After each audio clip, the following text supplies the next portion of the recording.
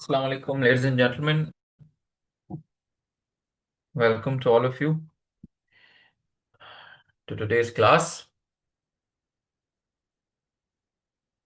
अच्छा जी, for someone जो उनको जो मुझे नहीं जानते, मेरा नाम अब्दुल खालिक है ji. I am from the 49th common training programme and I belong to Pakistan audit and account service.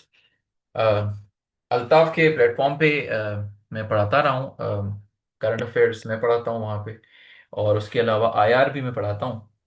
तो कभी कभी this is part of our strategy के मैं और अल्ताफ बैठ के we think of certain topics and then एक free for all, open for all class भी करते हैं.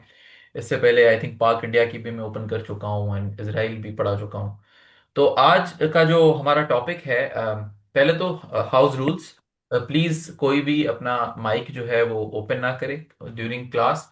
आपके कोई भी क्वेश्चंस हैं during the class, please write in the chat. तो no voice recordings or no voiceovers on this class. तो काइंडली इस चीज की रिस्पेक्ट करनी है. सब पूरी तरह से लेक्चर सुने. कोई भी क्वेश्चन बीच में चैट में लिखें, मैं उसको आपको जवाब दे दूंगा. Even if there is a counter question, right in the chat. तो आज का जो हमारा टॉपिक है, it is the United States of America. तो जब मैं टॉपिक्स की हेडिंग सोच रहा था, तो मैंने कोई 10 बार टॉपिक चेंज किया.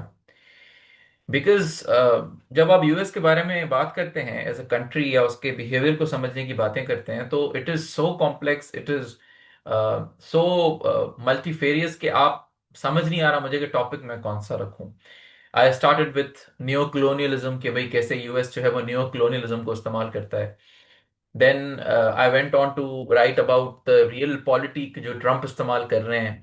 तो ग्लोबल डैमेजेस जो यूएस कर रहा है. तो ये सब चीजें जो हैं, वो मैं पहले अल्टीमेटली ये टॉपिक मैंने बोला, समझा, फिर लिखा कि भाई the United States of America which is the global bully and the method to all its madness. अब ये जो लाइन है, the method to all its madness, basically आज हमारी क्लास का पॉइंट भी यही है कि भाई यूएस जो कर रहा है वो क्यों करता है, और अगर वो जो कर रहा है उसके पीछे ऐसी क्या, मतलब तुक क्या बनती है इन बातों की, और क्यों वो इतना अपने मसल को फ्लेक्स करता है. तो कुछ ground realities about the immense power that USA has in this world, और कौन कौन से ऐसे इदारे हैं, कौन कौन सी उसकी मिलिट्री इंस्टॉलेशंस हैं, कौन से उसके ऐसे बेसिस हैं, कैसे वो चोक पॉइंट्स बनाता है दुनिया के मेजर ट्रेड रूट्स पे, कैसे उनको इस्तेमाल करके पूरी दुनिया यू नो को एक एज एन एसएचओ या एज ए इंस्पेक्टर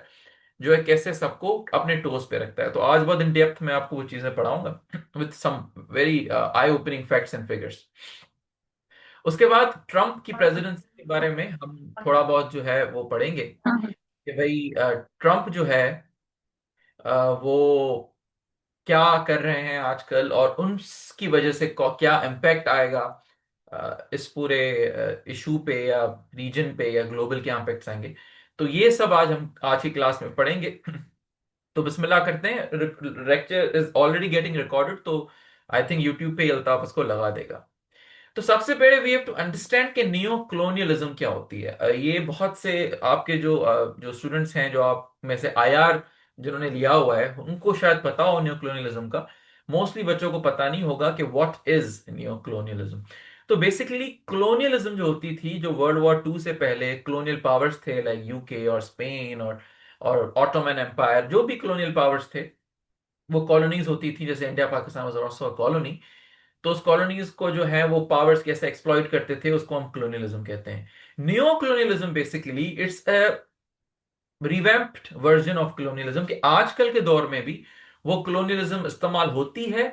कैसे होती है? Basically it's a system in which powerful countries control और इन्फ्लुएंस वीकर नेशंस इनडायरेक्टली. तो अभी कोई आपको ऐसे कॉलोनियल पावर दुनिया में नहीं दिखेगा. मतलब यूके हैज बीन डिसबैंडेड, कोई ऑटोमन एम्पायर, कोई जापान की किंगडम सब दुनिया में नहीं रहे. They our nation states. But वो नेशन स्टेट्स कैसे अपनी ताकत का इस्तेमाल करके दूसरे वीकर कंट्रीज को हैं, उनको स्टिक अराउंड करते हैं, कैसे उनको तंग करते हैं, कैसे उनको इन अ सर्टेन वे बिहेव करने पे मजबूर करते हैं. तो उस चीज को जो है हम नियो कलोनियलिज्म कहते हैं. तो बेसिकली बहुत से टूल्स होते हैं कि जैसे मैं बेसिकली कहना ये चाह रहा हूं कि USA is a new colonial country, कि वो गरीब मुल्कों को, वीकर मुल्कों को, छोटे मुल्कों को, जो उससे छोटे मुल्क हैं, उनको इस्तेमाल करता है in various ways to excel its own interests. ठीक है जी। तो सबसे पहला टूल जो ये न्यो कॉलोनियल मुल्क इस्तेमाल करते हैं वो इकोनॉमिक डिपेंडेंस, कि भाई आपको वो लोन्स देंगे, वो आपको एड देंगे, वो आपको आईएमएफ के बेल आउट पैकेजेस देंगे, कि भाई मेरी अगर मुझसे अच्छा रख के चलोगे तो मैं आपको आईएमएफ का लोन भी दूंगा। अब आप में से बहुत से लोग जिनको शायद ये इल्म ना हो, आईएमएफ और वर्ल्ड बैंक जैसे इदारे वो इंडिपेंडेंट तो मतलब बाजाहिर तो दे आर इंडिपेंडेंट, बट वो लोन जो उनके पास जा रहे पैसे भी वो कहीं से लेते हैं ना, तो अराउंड 15 to 20% जो आईएमएफ के पास पैसे हैं वो आईएमएफ को यूएस देता है। तो जितना ज्यादा शेयर आईएमएफ के पास पैसों का है, उतनी से उस कंट्री की है इनटू अप्रूविंग दोज लोन्स। तो यूएसए 15 से 20% आईएमएफ को पैसे देता है। Number two, trade control. कैसे आप गरीब मुल्कों पे अपनी इंडस्ट्रियां लेके जाते हैं, उनके रॉ मटेरियल को, उनके लेबर को आप एक्सप्लॉइट करते हैं। पॉलिटिकल इन्फ्लुएंस, कैसे आप उन मुल्कों में डिक्टेटर्स को सपोर्ट करते हैं, कैसे उन मुल्कों में आप एक ओलिगार्क्स को सपोर्ट करते हैं, कैसे उन मुल्कों में आप चाहते हैं कि पब्लिक ओपिनियन ना हो और जो ओपिनियन यूएस का हो वो थोपा जाए। सही है। उसके बाद मिलिट्री प्रेजेंस, मिलिट्री प्रेजेंस रखना अपनी। यूएसए के अराउंड 700-800 मिलिट्री बेसेस हैं पूरी दुनिया में। कि क्या भाई, अगर इंटरवेंशन आपको नहीं करनी आजकल के दौर में, अगर नेशन स्टेट को आप फॉलो करते हैं, लिबरलिज्म को फॉलो करते हैं, तो आपको बेसिस की क्या जरूरत है। लेकिन यूएस के 750 बेसिस हैं पूरी दुनिया में, कमो पेश plus minus. And lastly, cultural dominance, a very important part of US is neo colonial mindset. आप में से बहुत से लोग हॉलीवुड के अदाकारों को जानते होंगे, हॉलीवुड की मूवीज भी देखते होंगे। आप में से बहुत से लोग यूएस के फैशन को जानते होंगे, मैकडॉनल्ड्स भी खाते हैं, केएफसी भी हम खाते हैं। कितने आप में से लोगों को पता है कि चाइना का सबसे बड़ा एक्टर कौन है, या चाइना की बहुत मशहूर मूवी कौन है, या चाइना की कौन सी ऐसी फास्ट फूड चेन है, होटल चेन है जो आपको पता है, कौन से चाइनीज गाने आप सुनते हैं? आपको बिल्कुल भी नहीं इल्म होगा। आपको क्या पता है? वेस्टर्न दुनिया में बिलखुसूस यूएसए के आर्टिस्ट को आपको पता है, यूएसए की यूनिवर्सिटियों के नाम आपको पता है, चाइनीज यूनिवर्सिटियों के नाम तो आपको नहीं पता होंगे। तो कैसे यूएसए कल्चरली डोमिनेट करता है पूरी दुनिया के माइंडसेट को। मल्टीनेशनल कॉर्पोरेशंस बेसिकली, जो एप्पल, टेस्ला, जो आपके पीएनजी, केएफसी, मैकडॉनल्ड्स, ये सब भी इन्हीं की ऑर्गेनाइजेशंस हैं जो थर्ड वर्ल्ड कंट्रीज में होती हैं, वहां पे चीप लेबर को एक्सप्लॉइट करती हैं, जो कमाती हैं वापस यूएसए भेजती हैं। तो मल्टीनेशनल कंपनीज भी obviously there for profit maximization, जहां पे वो आके लोकल लेबर को एक्सप्लॉइट करती हैं। अच्छा जी। ये तो हो गया, आपको मैं बता गया कि न्यो कॉलोनियलिज्म, कैसे न्यो कॉलोनियल मुल्क इनडायरेक्टली जो है वो सपोर्ट करते हैं, सॉरी, इनडायरेक्टली एक्सप्लॉइट करते हैं दूसरे मुल्कों को। अब हम आते हैं यूएसए के स्पेसिफिक। तो सबसे पहला इंस्ट्रूमेंट क्या है यूएसए का? Military interventions. 1946-7 से लेके वर्ल्ड वॉर टू से लेके 50s, 60s, 70s, 80s, 90s, 2000s, 2010s, अभी तक यूएस के इंटरवेंशन हैं, मिलिट्री इंटरवेंशन। क्यों होते हैं? मेजरली होते हैं भाई रिजीम चेंज करने के लिए। ठीक है, कि भाई गवर्नमेंट्स को हटाना है, अपने फ्रेंडली एलिट्स को लाना है। Abdul Fattah al Sisi, an Egyptian president, he is a friendly elite of the US, right? Just an example. Economic pressures and institutions, मैं आपको पहले ही बता चुका हूं कैसे आईएमएफ को इस्तेमाल करती है स्ट्रक्चरल एडजस्टमेंट प्रोग्राम्स, एसएपी, कि भाई आपको पॉलिसी अलाइन करनी है, प्राइवेटाइजेशन की तरफ जाना है, पब्लिक वेलफेयर पे काम कम करें, टैक्सेशन को बढ़ाना है। ये सब चीजें भी उसी न्योक्लियर टूल का हिस्सा है। Strategic alliances and bases, NATO को हेड करता है सेंटकॉम। इंडिया में बेसिस हैं, क्वाड का मेंबर है, वो मैं आगे आपको बताऊंगा। कैसे अपने अलायंसेस रख के यूएस पूरी दुनिया के नेवल रूट्स पे, ओशंस में, एयर स्पेस में, लैंड पे अपनी इंफ्लुएंस रखता है by all those alliances. Trade and investment leverage, trade deal करो मेरे साथ, मैं आपको वरना टैरिफ बढ़ा दूंगा, ट्रेड वॉर करूंगा, जो भी मुझे इशू होगा तो मैं आप वॉर कर दूंगा। ये भी आजकल आप देख रहे होते हैं। Political aid and diplomacy, funding देना, डिप्लोमेटिक प्रेशर देना, कि भाई अगर मेरी बात मानोगे तो मैं आपको फैक्टिव की ब्लैक लिस्टिंग से हटा के व्हाइट लिस्ट कर दूंगा, ग्रे लिस्ट कर दूंगा। पाकिस्तान 2-3 साल जो फाइनेंशियल एक्शन टास्क फोर्स की ब्लैक लिस्ट पे था, वो रीजन यही था कि उस टाइम पे इमरान खान साहब के दौर में हम थोड़ा एंटी यूएस सेंटिमेंट बहुत हो गया था हमारे स्टेट में, तो यूएस ने फैक्टिव को कैसे इस्तेमाल किया, हमें प्रेशराइज करने के लिए कि हम अपनी लाइन टो करें यूएस इंटरेस्ट के साथ। तो ये सब चीजें यूएस की न्यो कॉलोनियल टूल्स का हिस्सा है। अगर आपको कोई चीज कॉम्प्लेक्स लग रही है, या आपको लग रहा है कि सर जल्दी चल रहे हैं, तो ये स्लाइड्स भी मैं अल्ताफ को कहूंगा कि शेयर कर दे ताकि आप लोग पढ़ सकें। अच्छा जी, अब मैं जस्ट एक एग्जांपल आपको दे रहा हूं, जो मैं कह रहा हूं ना अभी कैसे यूएस इंटरवेंशंस करता है, तो ये ब्रीफ एग्जांपल्स हैं। कोरिया की जंग होती है यूएसएसआर के against, north and south Korea जो टूटता है वो उसी जंग के नतीजे में टूटता है, 50 से लेके 53 तक। ईरान का कू आता है 53 में, मुसद्दिक जो वहां के लीडर थे उनको हटाया जाता है through a CIA backed overthrow, and Raza Shah Pahlavi को लाया जाता है। लैटिन अमेरिका के इंटरवेंशन तो दर्जनों हैं, Bolivia, Guam, Colombia, Venezuela, Cuba, सब में सीआईए का इंटरवेंशन है। अभी भी जो मदुरो को लेके गए, that is also an example of it, कि कोई भी लेफ्ट लीनिंग लैटिन अमेरिका में उनको गवर्नमेंट दिखती है, वहां पे फुल प्रेशराइज, पैनामा, वो पूरे प्रेशर देके उसको हटाते हैं। वियतनाम की जंग भी, मिडिल ईस्ट के इंटरवेंशन तो भरे पड़े हैं। स्टार्ट होता है जी आपका इराक से, उसके बाद लिबिया, उसके बाद लेबनान, उसके बाद यमन, उसके बाद इराक, ईरान, सब में। लिबिया बहुत मशहूर, गजावी साहब को जो हटाया था। उसके बाद अरब स्प्रिंग वाला पूरा चैप्टर, अफगानिस्तान मैंने यहाँ पे मेंशन नहीं किया, सबसे इंपॉर्टेंट 20-22 साल अफगानिस्तान में रहे। तो कैसे अमेरिका, अगर आपको बताता चलूं, नेटो को इस्तेमाल अभी तक भी यूएस करता है। यूक्रेन की जंग में भी, जो अभी रशिया यूक्रेन के बीच का इशू है, इट इज बिकॉज नेटो की मेंबरशिप यूक्रेन चाह रहा था, तो रशिया जो है उस पर कब्जा कर गया, कि बिकॉज रशिया नहीं चाह रहा था कि जो इतना बड़ा बॉर्डर है यूक्रेन के साथ, उसको कि यूक्रेन नेटो मेंबर बन जाए, एंड देन नेटो फोर्सेस उसके बॉर्डर पे खड़ी हो जाए। 91 में जब सोवियत यूनियन टूटा था, तो सबने ये एज्यूम किया, पूरी दुनिया ने ये एज्यूम किया कि भाई नेटो जो कि 1949 में बना था, वो बना इसलिए था कि भाई सोवियत यूनियन को खत्म करना है, तोड़ना है।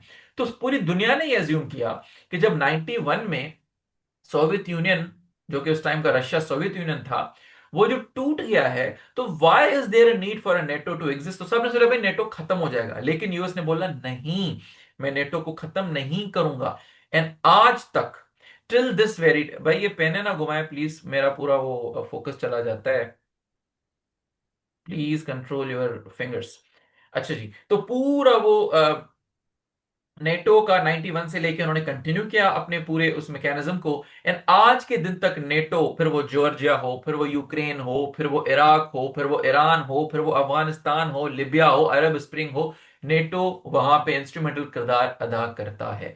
तो वन हैज टू अंडरस्टैंड कि ये क्या मैडनेस है, कि यूएस चाहता रहता है कि वो नेटो को इस्तेमाल करता रहे, स्ट्रेटेजिक अलायंसेस को इस्तेमाल करता रहे, और पूरी दुनिया में अपनी जो मिलिट्री इंडस्ट्रियल कॉम्प्लेक्स है, या जो अपनी फौजी जंगी जुनून है, उसको फ्यूल करता रहे, या ऑयल पॉलिटिक्स खेलता रहे, या पेट्रो डॉलर की बातें करता रहे। ऑयल पे जंगी क्यों लड़ रहा है, मतलब what is the point of it. अगर आप इतने लिबरल हैं, तो डेवलपिंग नेशंस हैं या अंडर डेवलपिंग नेशंस हैं, उनको फंड करें, उनमें सोशल डेवलपमेंट लाए, उनमें ह्यूमन डेवलपमेंट लाए। Why do you need to have 800 bases around the world, there must be some causes for it. ठीक है जी।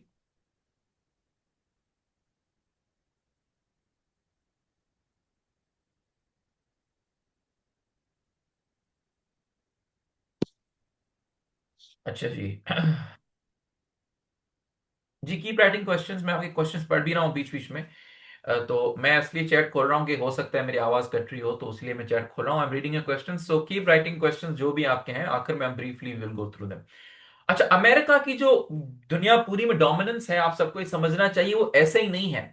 वो इसलिए नहीं है कि भाई वो बड़ा मिलिट्री पावर है या उसके पास पैसे हैं, उसके पीछे एक स्ट्रेटेजी है। उसके पीछे एक ऐसी स्ट्रेटेजी है कि वो नंबर वन चोक पॉइंट्स को कंट्रोल करता है। अब चोक पॉइंट्स क्या है, मैं आगे वो आपको तस्वीरें भी दिखाऊंगा। ये वो सब एरियाज हैं, नेवल रूट्स हैं, ट्रेड कॉरिडोर्स हैं, जहां पे यूएस की सबमरीन्स खड़ी हैं, जहां पे यूएस के एयरक्राफ्ट कैरियर्स खड़े हैं दरियाओं में, समंदरों में, जहां पे यूएस के फ्रिगेट्स खड़े हैं, जहां पे यूएस के मिसाइल डिफेंस सिस्टम्स हैं। पूरी दुनिया के जो बड़े बड़े चौक पॉइंट्स हैं, फिर वो मलाका स्ट्रेट हो, वो साउथ चाइना सी हो, वो रेड सी में बाबल अल मंदब हो, वो आपकी सुएज कैनाल हो, वो आपका गल्फ ऑफ एडन हो, वो आपका मेडिटेरेनियन सी हो, वो आपका स्ट्रेट ऑफ जिब्राल्टर हो, वो आपका गल्फ ऑफ मेक्सिको हो। हर इस ये दुनिया की सब बड़ी बड़ी ट्रेड पॉइंट्स हैं, चोक पॉइंट्स हैं, इन सब में यूएस के बेसिस हैं। इस अराउंड में यूएस की फॉरवर्ड डिप्लॉयमेंट्स हैं, परमानेंट नेवल प्रेजेंस हैं, एयरक्राफ्ट कैरियर्स हैं। ये कोई मजाक बात नहीं हो रही है। ये जो इतना बड़ा आपको भूत दिख रहा है ना कि भाई ये क्यों उतना फुदक रहा है, कोई कुछ क्यों नहीं बोल रहा, उसके पीछे रीजन ये है कि हर मुल्क डरता है। उस ये मुल्क क्यों डरता है? क्योंकि इसके जो एयरक्राफ्ट कैरियर्स है, इसके पास 9 एयरक्राफ्ट कैरियर्स हैं। एयरक्राफ्ट कैरियर्स वो जहाज होते हैं जिन पे F-16 या J-35 जो जहाज है ना बड़े बड़े, they can take off from the sea. China के पास 3 है, इसके पास 9 एयरक्राफ्ट कैरियर्स हैं। लास्ट में अलायंस बेस्ड मिलिटराइजेशन, ना सिर्फ नेटो का चीफ है लेकिन क्वाड जिसमें जापान, ऑस्ट्रेलिया, इंडिया है, ऑकस जिसमें ऑस्ट्रेलिया, यूके, यूएस है, और इसके अलावा बहुत दर्जनों डिफेंस पैक्ट्स हैं। इन सब में एक्टिव पार्टनर है, इन सब अलायंसेस को हेड करता है। इन सब अलायंसेस को हेड करके उन पूरे चोक पॉइंट्स पे अपनी इंटेलिजेंस शेयरिंग करता है और पता नहीं क्या क्या नहीं करता। आगे मैं आपको कुछ फैक्ट्स एंड फिगर्स दिखाऊंगा, इसके बेसिस की लोकेशंस बताऊंगा, कौन कौन सी जगह पे चोक पॉइंट्स पे इसके बड़े बड़े सबमरीन्स हैं वो भी मैं आपको दिखाऊंगा। ये एक छोटी सी पिक्चर है, आगे बहुत डिटेल में मैं आपको पढ़ाने वाला हूं। ये दुनिया का मैप देख सकते हैं। लाल कलर में जो लाल आपको डॉट्स दिख रहे हैं, these are permanent US bases, जहां पे परमानेंट यूएस इंस्टॉलेशंस हैं। और ब्लू में इसके अलाइज जो हैं, जो नेटो के अलायंसेस हैं, इसके साथ क्वाड के हैं, ऑकस के हैं, जो इसके अलाइज हैं, Japan, south Korea, Australia, European countries, उन सब में भी जो उसकी टेम्पररी प्रेजेंस है, ब्लू डॉट्स वो हैं। नॉट इंपॉर्टेंट, आगे मैं आपको डिटेल में ये पढ़ाने वाला हूं, तो just this is an web of things. अच्छा, अब मैं आपको कह रहा था ना कि भाई इसके बेसिस हैं, अब वो बेसिस ऑपरेट कैसे करते हैं। अमेरिका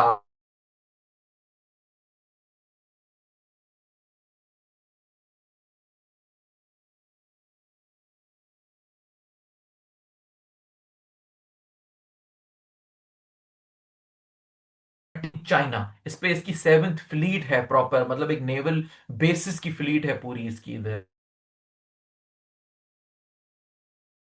रखी है। फिर यूरोप में है ईयू कॉम, इसमें रशिया को रेटर करने के लिए इसके नेटो के ट्रूप्स, उसकी फ्लीट्स हैं। मिडिल ईस्ट में है सेंट कॉम, ये ऑयल को अपने सपोर्ट करने के लिए, ईरान को काउंटर करने के लिए और इसराइल की हेल्प करने के लिए मेडिटेरेनियन सी में, ब्लैक सी में इसके सेंटकॉम के जो है ना पूरा जाल बिछा हुआ है। उसके बाद अफ्रीकॉम, अफ्रीका में भी चाइना रशिया की किसी भी किस्म की इन्वेस्टमेंट्स हैं, कोई भी strategic move China Russia Africa में कर रहे हैं, तो यहां पे इसकी स्पेशल ड्रोन्स, इसकी पूरी इंटेलिजेंस की नेटवर्क है। लेटिन अमेरिका में south com, south com is hemispheric control, naval patrols, intelligence, surveillance, radar, सब कुछ वो आगे मैं आपको मैप दिखाऊंगा। एंड लास्टली होमलैंड, ये इनका अपना northern America, basically Canada and US वाले एरिया को, ये इनकी अपनी डिफेंस के लिए मिसाइल डिफेंस सिस्टम ये सब है। तो ये 11 है, लेकिन मैं ये 6 मेजर जो ग्लोबली अभी एग्जिस्ट करती हैं ज्योग्राफिकल लोकेशंस के हिसाब से। This is a very important picture, इसको आप थोड़ा देखें, वन बाय वन मैं आपको बताऊंगा। जो मैंने आपको 6 कमांड्स इसकी बताई, वो 6, वैसे 11 है लेकिन 6 रीजन वाइज डिवाइडेड ये हैं। बाहर देखेंगे यूनाइटेड स्टेट स्पेस कमांड, उसकी एक स्पेस फोर्स है जो पूरे ग्लोब में नजरें रखती हैं, उसके सैटेलाइट्स, उसके जो व्हीकल्स हैं आउटर स्पेस में पूरे जो एग्जिस्ट करते हैं अभी जनरली, उसको यूनाइटेड स्टेट्स की स्पेस कमांड कहते हैं। लेफ्ट से स्टार्ट करते हैं, ग्रीन में यूएस नॉर्दर्न कमांड, इस नॉर्दर्न कमांड में आप देख रहे हैं Canada, Alaska and United States of America, green में आपको दिख रहा है। देन सबसे बड़ी कमांड जो है वो यूएस की यूरोपियन कमांड है, जो येलो में आप देख रहे हैं। इसमें अगर आप अपर लेफ्ट पे देखें ग्रीनलैंड है, देन उसके बाद यूरोप में Russia and European union, NATO पूरा इस तरफ आ जाता है। लेफ्ट कॉर्नर पे नीचे देखें यूएस की सदर्न कमांड, इसमें Central America, Mexico, Guam, Cuba and then South America, Argentina, Paraguay, Chile, ये सब है। देन अगर इसकी तरफ उस तरफ आए, यूएस की अफ्रीका कमांड, इसमें सब अफ्रीकन और नॉर्थ अफ्रीकन कंट्रीज हैं, Libya, Egypt and then all the African countries. Then हम आ जाते हैं यूएस की सेंट्रल कमांड। अब central command is very important, यहाँ पे मिडिल ईस्ट है, यहाँ पे पाकिस्तान भी सेंट्रल सेंटकॉम में आता है, आपका Iran, Afghanistan, gulf of Aden, ये सब बड़े बड़े ऑयल जो जायंट्स हैं सऊदी अरब के, ये सब आते हैं आपकी सेंट्रल कमांड में। देन ब्लू इनकी है Indo Pacific. This is specifically to counter China. ठीक है जी, इसमें आप देखें चाइना है, इंडिया है, पूरी साउथ ईस्ट एशियन मुल्क जो है आपकी, Indonesia, Vietnam, Singapore, Malaysia, Papua New Guinea, Australia, ये सब इस तरफ आते हैं। तो हर कमांड का एक जनरल होता है 4 स्टार। हर कमांड में इंटेलिजेंस की विंग्स हैं। हर कमांड जो है वो रिस्पॉन्सिबल है इन रीजन्स पे नजर रखने के लिए। एक हजारों खरबों डॉलर्स ये खर्च करते हैं इस पूरे सिस्टम पे। नेवल सुप्रीमेसी की बात करें, सेवंथ फ्लीट जापान में एग्जिस्ट करती है। इनकी पूरी एक नेवल फ्लीट है जापान में लोकेटेड, जो साउथ चाइना सी को पेट्रोल करती है, हांगकांग ताइवान को जो है पेट्रोल करती है to contain China. Fifth fleet है बहरेन में। बहरेन में सबसे बड़ा यूएस का बेस है मिडिल ईस्ट में। पर्शियन गल्फ, हॉर्मज, इन सब को पेट्रोल करती है, ऑयल को देखती है और ईरान को कंट्रोल करने के लिए। Sixth fleet is in Italy. Italy के बिल्कुल, इटली मेडिटेरेनियन सी को लगता है, मैं आगे आपको दिखाऊंगा। तो वहां पे जो भी रशिया को और कंटेन करने के लिए नेटो फोर्सेस के बेसिस हैं ब्लैक सी में, मेडिटेरेनियन सी में, वो सिक्स्थ फ्लीट देखती है। Third fleet in California, Pacific reinforcement. ये जो पैसिफिक ओशियन की पेट्रोलिंग करती है थर्ड फ्लीट, वो भी चाइना के ट्रेड को थ्रेट करने के लिए। एंड सेकंड फ्लीट ही अटलांटिक में एग्जिस्ट करती है, that is again to patrol North Atlantic and Arctic, जो ग्रीनलैंड का आजकल आप इशू देख रहे हैं, तो यहां पे सेकंड फ्लीट एग्जिस्ट करती है। It is to counter Russia. अभी ट्रेड रूट्स की मैं आपको बात कर रहा था कि दुनिया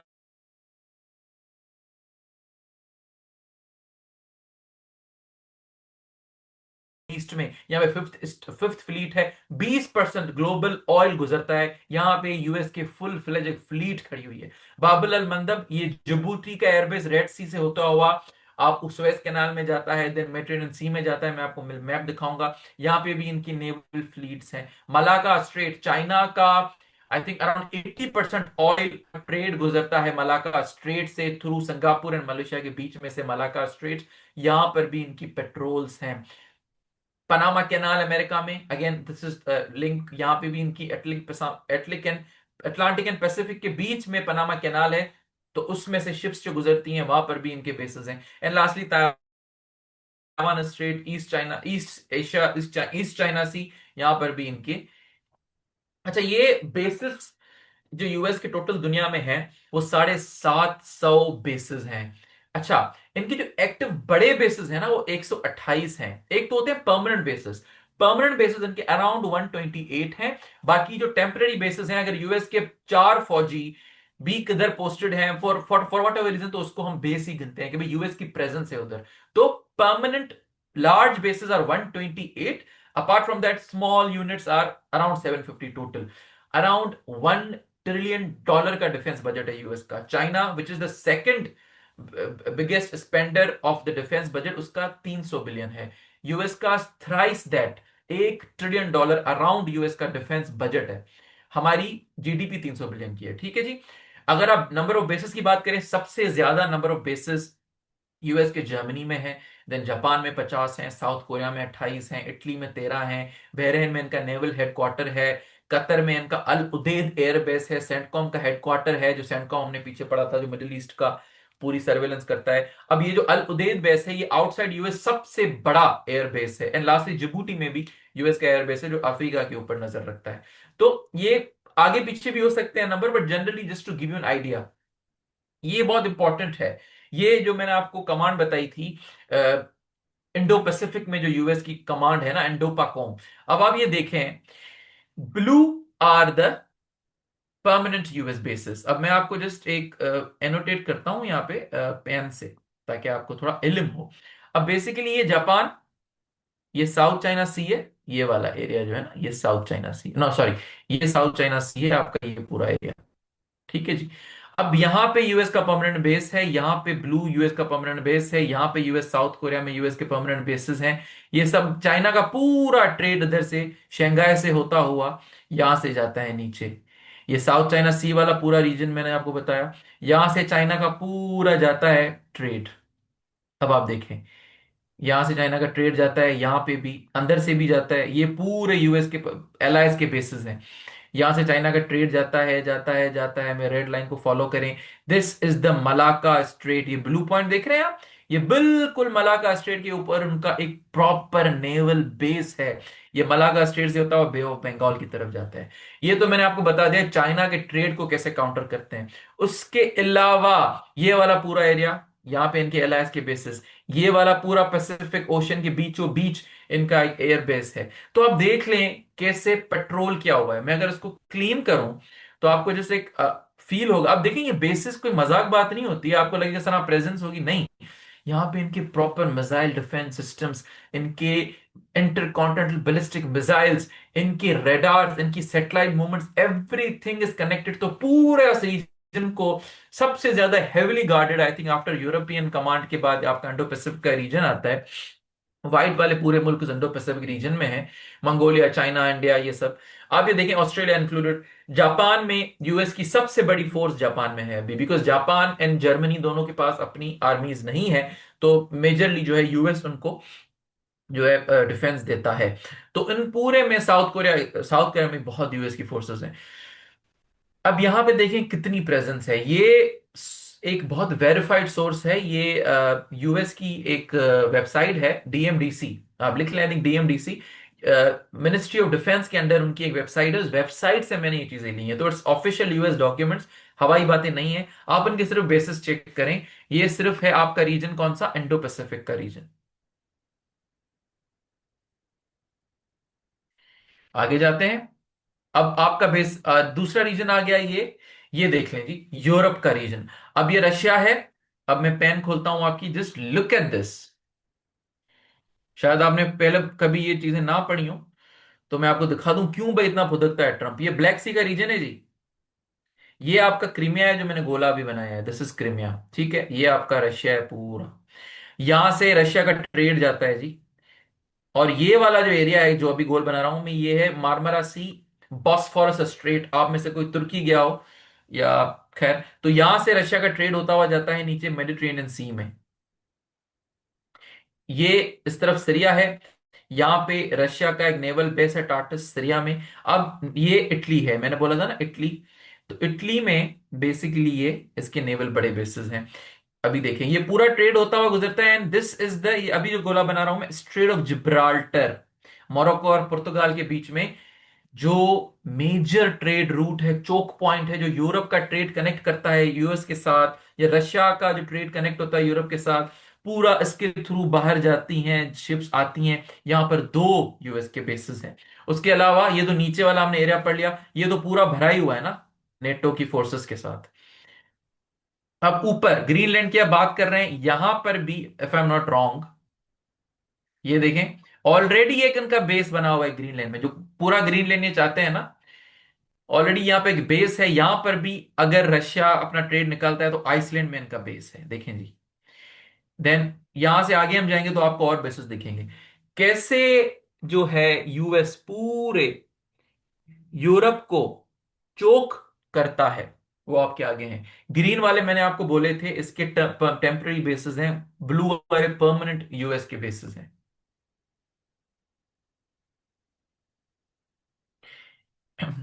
मैं सवालों का जवाब आपके आखिर में दे दूंगा। You don't have to retain all of this, ये जस्ट आपकी अंडरस्टैंडिंग के लिए चीजें हैं, सब रट्टा नहीं मारना होता आपको। जिसमें आपको बता रहा हूं कि क्यों उतना जो है ना, ये बोलता है ट्रम्प है, क्यों बोलता है यूएस, क्यों अपनी दादागिरी करता है, इसका एक पीछे ये पूरा एक मैकेनिज्म है उनका। आगे जाते हैं जी। ये है आपका मिडिल ईस्ट का रीजन। अब मिडिल ईस्ट में मैंने आपको बोला था ना नेवल चोक पॉइंट्स, पीछे मैंने आपको स्ट्रेट ऑफ जिब्राल्टर दिखाया था, ब्लैक सी हमने पढ़ा, नीचे मेडिटेरेनियन पढ़ा। ये है आपका गल्फ का रीजन, सऊदी अरब और ईरान वाला रीजन। अब यहां पर भी आप देखेंगे ये आपका है जो मैंने बोला था ना आउटसाइड,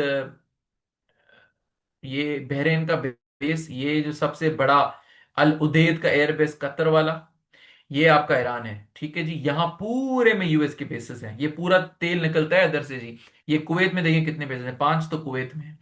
यहाँ पूरा गल्फ ऑफ, ये गल्फ ऑफ एडन, हम उसको गल्फ ऑफ ओमान कहते हैं, स्ट्रेट ऑफ हॉर्मस कहते हैं बेसिकली।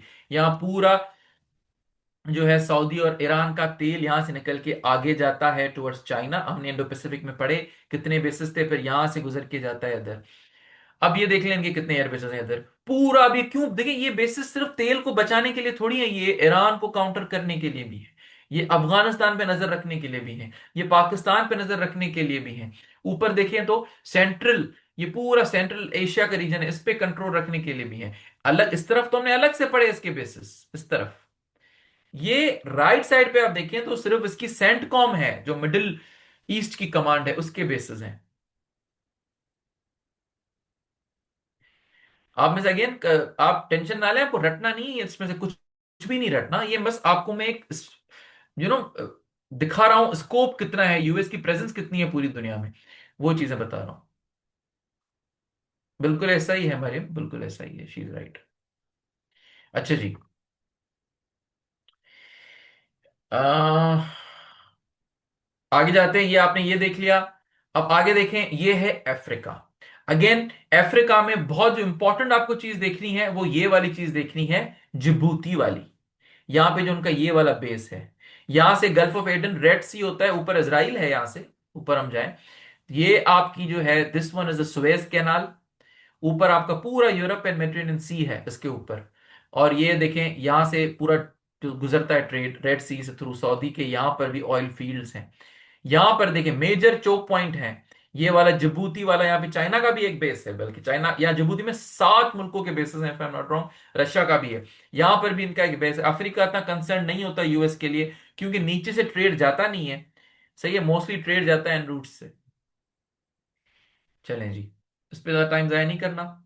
जिबूती वाली बात मैंने आपको बता दी, which will again help you in the answer, अगर आप लिखना चाहें कि कैसे वो रेड सी पे भी पेट्रोलिंग करता है अपनी।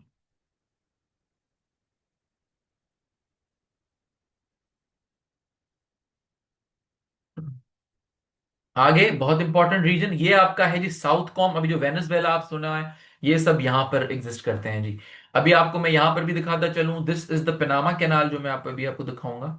बेसिकली ये वाली ना यहां से गुजरती है, यहाँ पनामा के बीच से गुजरती है, बल्कि नहीं, हाँ पनामा के बीच से। This is the Panama canal. यहाँ से पूरा जो अटलांटिक और पैसिफिक, यहाँ पे पैसिफिक ओशन है, जुड़ते हैं, थ्रू दिस कैनाल जुड़ते हैं, ठीक है। अब देख लें जी, क्यूबा, एंटी यूएस, बहामास पे इनका एक परमानेंट बेस है टू काउंटर क्यूबा। नेवल ग्वांटानामो बे, जो बड़ी बहुत यूएस की जेल है, वो भी यूएस का बेस ही समझे क्यूबा पे नजर रखने के लिए। यहाँ पे दिस इज वेनेजुएला जी, ये वाला रीजन। यहाँ पे इसका कुराकाओ एंड अरूबा, इनके यहाँ पे टेम्परेरी बेसिस हैं आइलैंड्स पे। परमानेंट क्यों नहीं है, कौन वेनेजुएला तो रखने नहीं देगा ना परमानेंट। हॉन्डुरस, यहां पर भी इनका एयरबेस है। साउथ अमेरिका या सेंट्रल अमेरिका आप जो कहते हैं, पनामा के 60s में एक प्राइम मिनिस्टर को यूएस उड़ा चुका है। वेनेजुएला आपके आगे है, क्यूबा के वैसे ही अगेंस्ट है। नीचे अगर आप गुआम है, कोस्टा रिका में, निकारागुआ में कॉन्ट्रा रेबल्स थे। सब पे, ग्वाटेमाला में भी इनका 70s 80s में एक बंदा उन्होंने उड़ा दिया था, सीआईए बैक्ड एक कू में, क्योंकि यहाँ पे लेफ्टिस्ट कम्युनिस्ट गवर्नमेंट्स बहुत थी 60s 70s 80s में। सबको यूएस के उस टाइम के प्रेसिडेंट्स ने उड़ाया था। खैर ये बेसिस की प्रेजेंस मैंने आपको बता दी इस तरफ।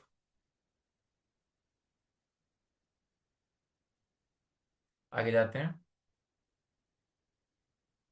हाँ जी, ये तो आपको मैंने बता दी मिलिट्री, मिलिट्री प्रेजेंस दुनिया में, ठीक है। ये आपका इंडो पैसिफिक का रीजन, ये आपका यूरोपियन जहां पे ईयू कॉम है, ये आपका सेंट कॉम है मिडिल ईस्ट का रीजन, ये आपका अफ्रीकॉम है जो अफ्रीका का पूरा रीजन, ये आपका साउथ कॉम है। ये थी मिलिट्री। अब आते हैं इकोनॉमिक। इकोनॉमिकली यूएस कैसे जंगे लड़ता है। मैंने आपको आईएमएफ का बता दिया, 16, देखें यहाँ पे लिखा भी हुआ 16.5% वोटिंग पावर जो आईएमएफ के पैसे। आईएमएफ, भाई एक बैंक आपको पैसे देता है कर्जा, तो बैंक के पास भी तो पैसे कहीं से आते होंगे ना। आईएमएफ के पास भी पैसे आते हैं, जितना ज्यादा डोनर उतना ज्यादा पावर उसका। सबसे बड़ा आईएमएफ का डोनर यूएस है, 16.5%, तो आप यूएस की चलती है। यूएस ओके करेगा, आपके मुल्क को कर्जा मिलेगा। वहां पे भाई कंडीशनल लैंडिंग है, ऑस्टेरिटी मेजर्स लगाने हैं, इन्फ्लेशन बढ़ जाती है, पॉलिसी इकोनॉमी खत्म हो जाती है। Pakistan is the fourth largest IMF donee, सबसे ऊपर आई थिंक ग्रीस है, तो श्रीलंका है, ग्रीस है, इजिप्ट है। कैसे आईएमएफ यूएस को, वर्ल्ड बैंक की बात करें, just like IMF, world bank में सबसे लार्जेस्ट शेयर होल्डर आपका यूएस है। तो कोई भी वर्ल्ड बैंक के प्रोजेक्ट हैं, फिर वो एजुकेशन के हो, हेल्थ के हो, जो भी चीजें हैं, वो सब यूएस ओके करता है, तभी उस मुल्क में वर्ल्ड बैंक के प्रोजेक्ट्स होते हैं। फिर है FATF, financial action task force, 4-5 साल पहले बहुत इन था ये टॉपिक, आजकल नहीं है। ये ब्लैक लिस्टिंग ग्रे लिस्टिंग करता है। Pakistan was in the black list of IMF, आपको याद होगा, बहुत बड़ा इकोनॉमिक बुरा टाइम था हमारा उस टाइम पे। ये इम्पैक्ट मैंने दिखाया है। तो यूएस ओके करेगा तो आप ग्रे लिस्ट में जाएंगे या व्हाइट लिस्ट वॉट में चले जाएंगे। पाकिस्तान, ईरान, नॉर्थ कोरिया सब ब्लैक लिस्ट किए गए थे। अल्हम्दुलिल्लाह पाकिस्तान अभी नहीं है। होता क्या है, फाइनेंशियल एक्शन टास्क फोर्स में अगर आप ब्लैक लिस्टेड हैं तो आपकी बैंकिंग आइसोलेशन हो जाती है, आपके मुल्क में इन्वेस्टमेंट्स कम हो जाती हैं। जो इन्वेस्टर्स हैं वो आपके मुल्क में नहीं आते, बिकॉज बैंकिंग जो चैनल्स हैं, बैंकिंग जो इदारे हैं, उस पे जो है पाबंदियां होती हैं। Because financial action task force ये कहता है कि आपकी बैंक्स में टेररिस्ट नेटवर्क्स के पैसे भी पड़े होते हैं, तो आपको ब्लैक लिस्ट कर देते हैं। एस्टिमेटेड है, पाकिस्तान खुद तो ज्यादा ही कोट करता है, लेकिन इंडिपेंडेंट सोर्सेज से ये कि पाकिस्तान की इकोनॉमी को जो एक दो साल आउट, प्लस माइनस बीच बीच में ब्लैक लिस्ट था पाकिस्तान, है ग्रे लिस्ट भी था, ग्रे लिस्ट में भी थोड़ा बहुत होता है इम्पैक्ट। $38 बिलियन पाकिस्तान की इकोनॉमी ने लूज किया था उस टाइम में जब हम ब्लैक लिस्ट या ग्रे लिस्टेड थे। तो कैसे करता है उसके बाद सैंक्शंस, अगेन सैंक्शंस तो आपने सुना ही होगा, सैंक्शन लगाना है, सैंक्शन लगा दूंगा, सैंक्शन लगा दूंगा। अब सैंक्शंस होते क्या हैं बेसिकली, आप के अंदर मुल्क में जो बैंक्स हैं, जो इन्वेस्टर्स हैं, जो शिपिंग कॉरपोरेशंस हैं, जो आपके ऑब्वियसली ऑयल फील्ड्स हैं, कोई भी है, उनके बैंक अकाउंट्स को फ्रीज कर देना, एक्सपोर्ट इंपोर्ट पे पाबंदियां लगा देना, शिपिंग रूट्स पे बैन लगा देना, एम्बार्गोज लगा देना, उन शिपिंग कंपनीज को मना कर देना कि इस मुल्क में आप ट्रांजेक्शन्स ना करें बिकॉज इस पे सैंक्शंस हैं। जस्ट ब्रीफली अगर मैं आपको बताऊं तो पूरा यूएस का कंट्रोल है सैंक्शंस पे। ईरान के मसले आपके आगे हैं, north Korea, Russia, Cuba, Venezuela. 17% oil reserve तो है वेनेजुएला के पास, लेकिन वेनेजुएला उसमें से कोई 1 या 2 मिलियन बैरल्स निकालता है। क्यों? क्योंकि सैंक्शंस लगे हुए हैं। यूएस ने उसकी गर्दन तोड़ दी है सैंक्शन लगा लगा के कि वेनेजुएला एक्सपोर्ट ही नहीं कर सकता।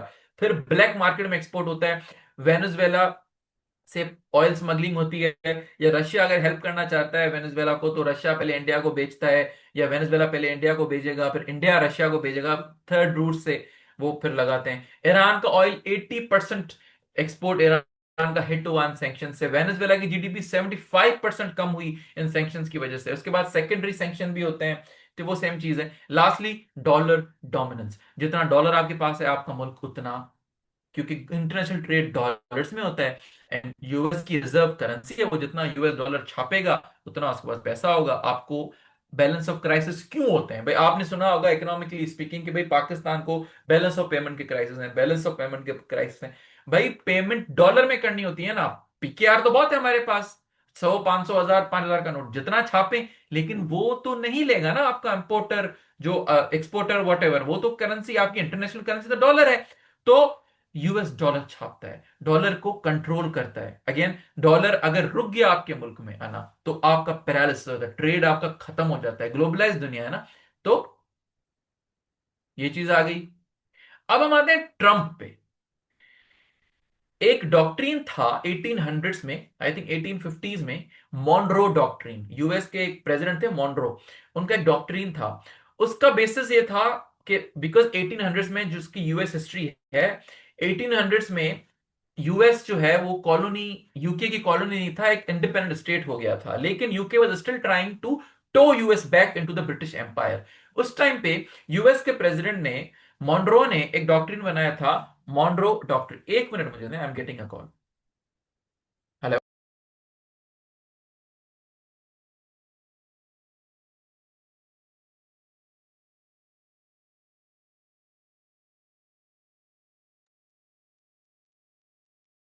अच्छा जी, सॉरी। तो उस मॉनरो ने एक डॉक्ट्रिन बनाया था मॉनरो डॉक्ट्रिन के नाम से। उस डॉक्ट्रिन का मतलब यह था कि भाई हम बताना चाहते हैं यूके को और यूरोपियन पावर्स को कि अगर आपने वेस्टर्न हेमिस्फेयर जो कि नॉर्थ अमेरिका, कनाडा, यूएस, इसकी तरफ अगर आप आए तो हम आपको मिलिटरीली जो है वो चैलेंज करेंगे। तो basically the Monroe doctrine was aimed at asserting US dominance in the western hemisphere. सही है। अब उस मोनरो को हम डॉनरो डॉक्ट्रिन, आजकल आज शायद आपने सुना हो, तो डॉन इज डोनाल्ड ट्रंप का डॉन, डॉनरो डॉक्ट्रिन।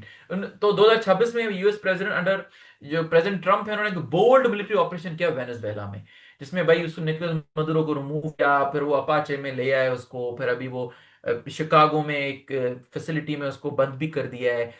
तो बेसिकली इस मॉनरो डॉक्ट्रिन को आजकल एनालिस्ट कहते हैं डॉनरो डॉक्ट्रिन, कि भाई अब वेस्टर्न हेमिस्फीयर में फिर से यूएस अपनी मसल को फ्लेक्स कर रहा है कि जो भी, अब देखें वेस्टर्न हेमिस्फीयर जो है ना, वो यूरोप समवॉट उसका इतना मेजर पार्ट नहीं है। वेस्टर्न हेमिस्फीयर में आपकी साउथ अमेरिका, सेंट्रल अमेरिका और नॉर्थ अमेरिका आता है। उसमें यूएस अपनी जो रिन्यू कर रहा है डोमिनेंस, उसको हम डॉनरो डॉक्ट्रिन कह रहे हैं। सबसे बड़ा फैक्ट क्या है, यूएसए ने कंट्रोल कर लिया है वेनेजुएला के कैपिटल कराकस को, और बकौल ट्रंप के हमने उनके ऑयल वॉयल पे भी पूरा कब्जा कर लिया है। भाई क्या है कि भाई नार्को टेररिज्म है, ये ड्रग्स भी लेके आ रहे हैं, और ये चाइना रशिया को सपोर्ट कर रहे हैं, तो हम इन पे कब्जा कर रहे हैं। ठीक है। अब बात यह है कि स्ट्रेटेजी क्या है, ट्रंप की स्ट्रेटेजी क्या है अगर हम जनरली देखें तो। सबसे पहले डॉक्ट्रिन बना रहा है ना ये बंदा, मेक अमेरिका ग्रेट अगेन, मागा, right, protectionist policies, inward looking realism, के भाई पावर मैक्सिमाइज करना है, काय की लिबरलिज्म, काय की दोस्ती वोस्ती, डॉक्ट्रिन फ्रेमिंग, कि भाई वो मॉनरो को डॉनरो करना है, मेरा डोमिनेंट, मैं डोमिनेंट हूं, मेरे पास 750 बेस। अब देखे ना पीछे मैंने क्यों आपको वो बेसिस पढ़ा है, उसके पीछे ये सब चीजें हैं, तभी ये बातें कर रहा है ना। उसके बाद मिलिट्री पोस्चर, कि भाई क्यूबा को उड़ा दूंगा, ईरान, अभी आपके आगे अगर आप डॉन पढ़ते हैं तो आपको पता, ईरान को धमकियां दे रहा है, वेनेजुएला को ऑलरेडी कर चुका है, सब मुल्कों को एक इनडायरेक्ट थ्रेट दे रहा है कि अगर आपने अमेरिका को कुछ किया, एंटी अमेरिकन स्टांस लिया, पर वो trade wise military wise China Russia के साथ आप हुए, तो मैं एक्शन लूंगा। इकोनॉमिक प्रेशर अगेन वो हम पढ़ चुके हैं, टैरिफ लगाना, ट्रेड वॉर करना, कोअर्जन करना, इंटरनेशनल इंस्टीट्यूशन, यूएन की फंडिंग को खत्म कर दिया है। डब्ल्यूएचओ आपके आगे होगा, जो यूएनआरडब्ल्यू है, यूनाइटेड नेशन रिलीफ एजेंसी जो रिफ्यूजीज को देखती है, उसको खत्म किया। यूएन यूनेस्को को भाई फंडिंग खत्म कर दी। जो भी इंटरनेशनल एनजीओज हैं जो इन वॉर हिट एरियाज, फिर वो सूडान हो, फिर वो फलस्तीन हो, गजा हो, जो फंडिंग रिलीफ फंडिंग होती थी, उस पे फंडिंग यूएस ने खत्म कर दी। यूएस एड को पाकिस्तान में बहुत टू सर्टेन एक्सटेंट खत्म कर दिया। क्या, कि भाई वो इदारों को ना, कॉपरेशन को दुनिया में खत्म करना है, मैक्सिमाइज करना है डोमेस्टिक पावर को अपने। अब ये कुछ एग्जाम्पल्स हैं, आप जो पेपर में इस्तेमाल कर सकते हैं कि ट्रंप ने जो किए हैं चीजें।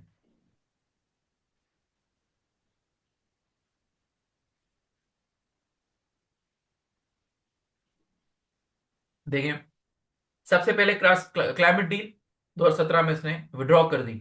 ऑफिशियल जस्टिफिकेशन क्या दी, it's bad for US economy.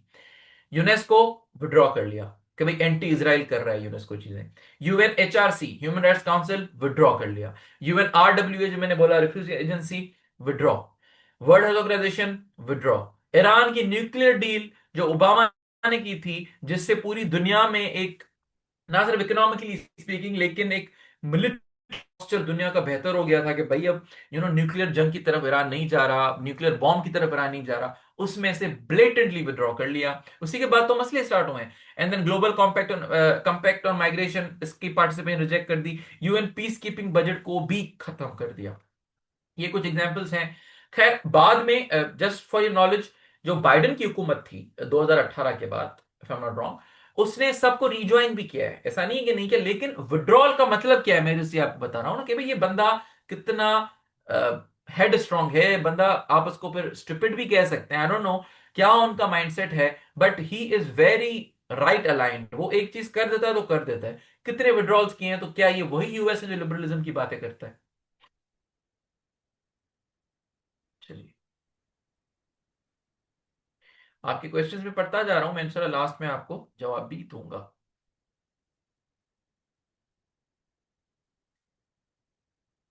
Double standards, अभी हम बात करेंगे कि डबल स्टैंडर्ड्स यूएस के क्या है। जो क्वेश्चन का अगर सवाल है, अगर यूएस लिबरल ऑर्डर के अगेंस्ट जा रहा है, क्या यूएस लिबरल मुल्क है, क्या रिवर्सल हो रहा है ट्रम्प, वो ये स्लाइड आपको हेल्प करेगी। सबसे पहले ट्रेड वॉर, भाई मैं ट्रेड वॉर क्यों कर रहा हूं, उसने क्लेम क्या किया, कॉलम देख, मैं ट्रेड वॉर इसलिए कर रहा हूं कि भाई फेयर ट्रेड हो, हमें नुकसान होता है। लेकिन वो ट्रेड वॉर क्यों की गई, कि यूएस के मार्केट पावर को रिन्यू किया जाए, वीकर इकोनॉमीज को गले से पकड़ा जाए, कि आके निगोशिएट हो। एक नाफ्टा होता था, north African free trade agreement, उसको रिन्यू किया यूएस ने as USMA, united Mexico and Canada agreement. ASEAN क्यों रिन्यू किया, ताकि वो चेंज कर सके उसके बहुत से चीजें। आईएमएफ एंड वर्ल्ड बैंक, के भाई लिबरल रिफॉर्म्स नहीं लाने, न्यूलिबरल रिफॉर्म्स लाने, गरीब मुल्कों को सैंक्शन करना है, सैंक्शन को एक्सपेंशन सैंक्शंस की करनी है, इकोनॉमिक बॉर्डर करना है, मिलिट्री प्रेजेंस को मेंटेन करना है। बोला तो उसने ये कि भाई जंगे नहीं लड़ूंगा मैं, नो न्यू वॉर्स, लेकिन फिर आपने बेसिस क्यों रखे हुए हैं? फिर आपने वेनेजुएला पे क्यों बॉम्ब फेंके? फिर सॉरी, ईरान पे क्यों बॉम्ब फेंके? फिर वेनेजुएला के लीडर को आप क्यों लेके आए? डबल स्टैंडर्ड्स है ना यूएस के। उसके बाद जेरूसलम की रिकग्निशन, देखिए जेरूसलम जो है वो एक बहुत ही इमोशनल एक point होता है ना मुस्लिम वर्ल्ड का, कि भाई जेरूसलम अपना वो एम्बेसी उधर ले आया कि भाई जेरूसलम तो इजराइल का कैपिटल है। भाई क्यों? एक सेटलर हुकूमत, एक एंटी यूएन, एक एंटी ह्यूमन राइट्स की हुकूमत जो कि नेतन्याहू इजरायली हुकूमत है, उसको आप सपोर्ट बोल रहे हैं कि भाई नहीं जेरूसलम इनका है। विड्रॉ फ्रॉम मल्टीलेटरलिज्म, पीछे पूरी स्लाइड ये कि भाई सॉवरेनिटी यूएस की बचानी है। लेकिन आपने किया क्या है? आपने यूएस के पावर को एज कोर्सिव टूल इस्तेमाल किया है, फंडिंग रोक के, विड्रॉ करके। अफगानिस्तान की डील, दोहा की, कि भाई अफगानिस्तान से मैं जा रहा हूं, क्लेम क्या बोला कि भाई मैं जंग खत्म करनी है। लेकिन आपने पीछे किया गया है, अकाउंटेबल तो होना। 20 साल, 2011 में आपने बिन लादेन को मार दिया, ठीक है, वो मर गया, आप चले जाएं। आप 10 साल बाद में भी क्यों रहे? Who is accountable for it? ठीक है। नंबर, देन लेटिन अमेरिका की पॉलिसी कि भाई सोशलिज्म रोकनी है, एंटी लेफ्ट आइडियोलॉजी लानी। लेकिन पॉइंट क्या है? सोशलिज्म रोकनी नहीं है, पॉइंट ये है कि रिजीम चेंज लाना है। अभी भी वही जो गजा, जो इराक 2003 आप आए, इराक में आपको रिजीम चेंज लाना था, सदाम को आपने मरवाया, बचा क्या? स्टेबिलिटी खत्म हो गई। गजाफी को आपने उड़ाया, हुआ क्या? स्टेबिलिटी हो गई। तो आप जब एक फिगरेट्स को हटाते हैं रिजीम चेंज की बात बोल के कि भाई ये जो है वो एंटी वेस्ट है, एंटी लिबरलिज्म है, अल्टीमेटली आप भी तो डिक्टेटर्स को ही सपोर्ट करते हैं। CC is a dictator. अच्छा, अब हम आते हैं।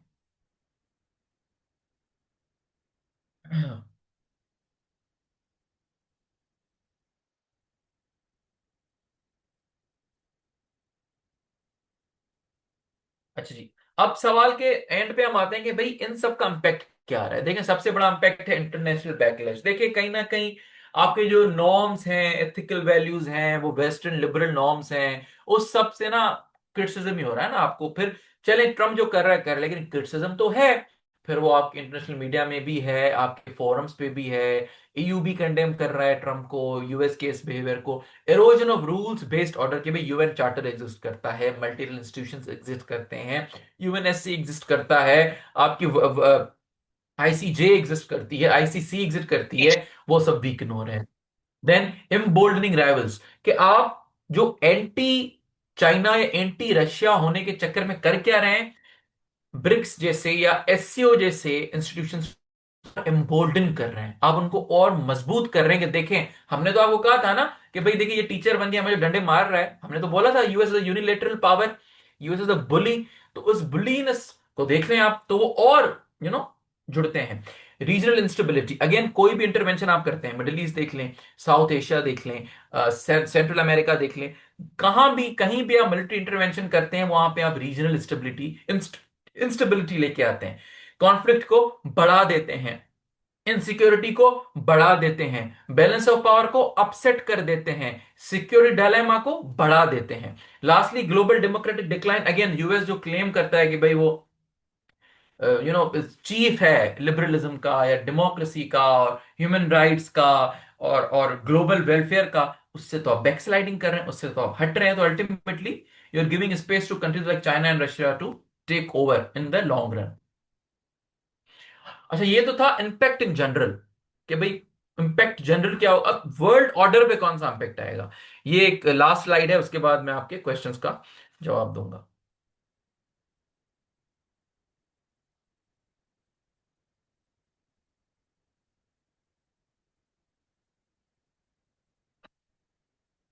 शिफ्ट टुवर्ड्स मल्टीपोलैरिटी, कि भाई कंट्रीज जो हैं वो अब जो यूएस के यूनिलेटरल चीजें हैं ना, कि भाई मैं, मुझे देखो, मुझे मसला है तो मैं आपको तंग करूंगा। तो कंट्रीज आराम आराम से ना मल्टीपोलैरिटी की तरफ, एससीओ ब्रिक्स जैसे इदारे ना, वो एम्बोल्डन होंगे। ईयू, चाइना, रशिया, इंडिया ये बोलेंगे भाई अब अगर ये इतना एक हाइपर एक्टिव, अजीब किस्म सा बंदा है, ये जो कर रहा है, हम तो फिर मल्टीपोलैरिटी की तरफ जाते हैं, हम अल्टरनेटिव सिक्योरिटी चीजें देखते हैं, हम फिर ब्रिक्स की तरफ जाते हैं, हम फिर एससीओ की तरफ जाते हैं, दूसरे इकोनॉमिक स्ट्रक्चर्स को देखते हैं, रीजनल ऑर्गेनाइजेशंस जो है उनको देखते हैं, फिर आसियान हो गई, फिर वो गल्फ काउंसिल हो गई, फिर आपकी आरसीईपी हो गई, फिर सार्क हो गई, जो भी एग्जिस्ट करते हैं थोड़े बहुत, उनकी तरफ जाते हैं। Erosion of international norms, global world order में एक इंटरनेशनल ऑर्डर है ना, उसमें आप इंटरवेंशन करके क्या कर रहे हैं, आप यूएन वाले सिस्टम को वीकन कर रहे हैं कि भाई जो आप मुल्क जो है वो कॉपरेट करेंगे, एंटी वॉर सेंटिमेंट जो यूएन का है उसको आप खत्म कर रहे हैं, तो इरोजन कर रहे हैं आप इंटरनेशनल नॉर्म्स की। लास्टली वेरी इंपॉर्टेंटली, इसी पे आपको जवाब भी एंड करना है, रीजनल रीअलाइनमेंट्स के। अब जो है ना Latin America, gulf, south Asia, ये सब आराम आराम से रीअलाइनमेंट्स कर रहे हैं, ये अब रियलाइज कर चुके हैं कि भाई यूएस पे आप डिपेंड नहीं कर सकते।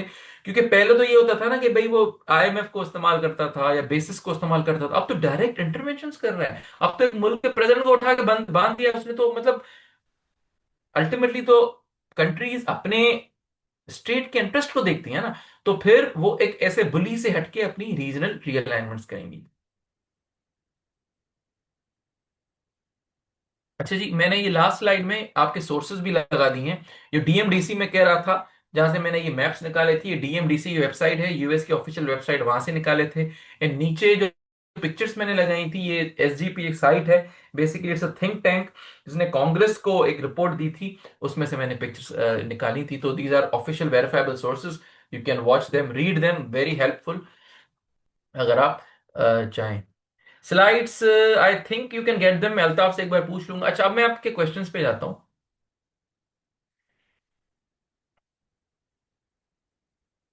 वन बाय वन, अगर किसी का और क्वेश्चन है चैट में लिखते जाए, मैं शुरू से अभी जो है वो I will start with your questions. यहाँ पे मैं रिकॉर्डिंग स्टॉप कर रहा हूँ, ठीक है जी।